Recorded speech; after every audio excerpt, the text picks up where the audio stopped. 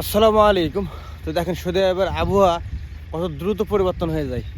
আধা ঘন্টা আগেও এখন যে কুয়াশাটা দেখছেন এই কুয়াশা কিন্তু ছিল না। জাস্ট আধা ঘন্টা আগেও এই কুয়াশাটা বিলকুলই ছিল না। মানে সকালে আবহাওয়া দেখে মনে হচ্ছিল যে খুব সুন্দর একটা সূর্য বের হবে, কিন্তু হিতে বিপরীত। দেখেন আধা ঘন্টার মধ্যে এত বেশি পরিমাণে কুয়াশা পড়ছে যে ওই যে সামনে কিন্তু কাজ করতেছে, তো ওইখানে ট্রাক্টরের বাকেটে ফিড লোড করতেছে, এই বিষয়টা ভালো মতো বোঝা যাচ্ছে না, এত বেশি পরিমাণে কুয়াশা পড়ছে।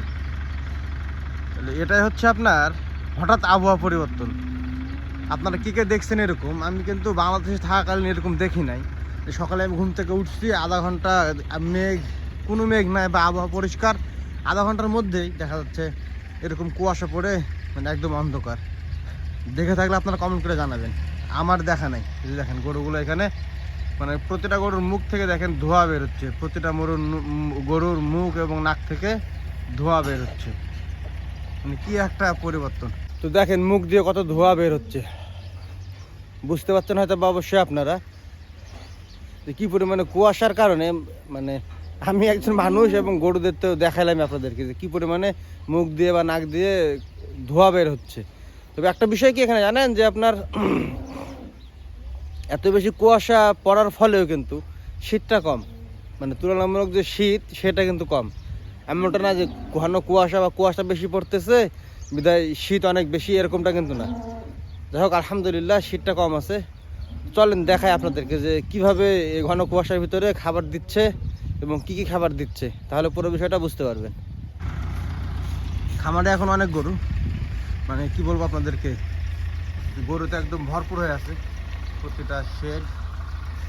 তো চলেন কি কি খাবার দিচ্ছে এবং কিভাবে দিচ্ছে আপনাদেরকে একটু দেখাই।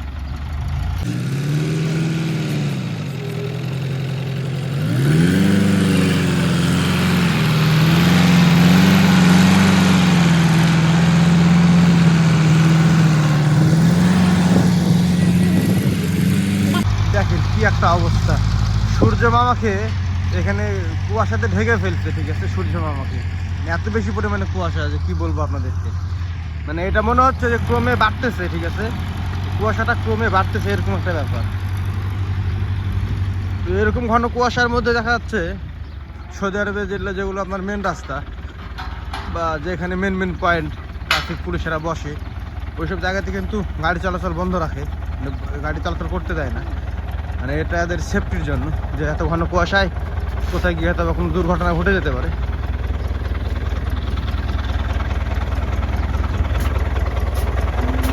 যেখানে খাবার দেওয়ার কাজ করতেছে, এখানে খাবার দিচ্ছে